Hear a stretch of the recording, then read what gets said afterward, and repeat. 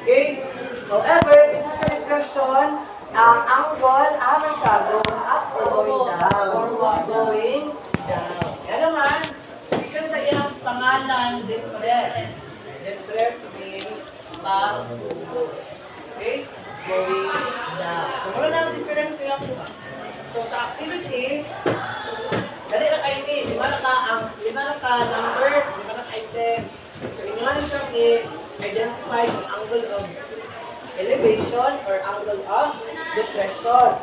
Dahil ang ikaduhan ninyo kabuhaton, kanang i-measure ang angle, ang exact yun. Kasi kung sa'yo angle ka na diri, then i-measure to siya ang angle. Inyong answer, ibutang sa likod. Yung mga gastong papel, dahil inyong pangalan sa atubang. Okay? Pwede ba sa likod ang pangalan para i-check, i-record na. So, karon, pangkana,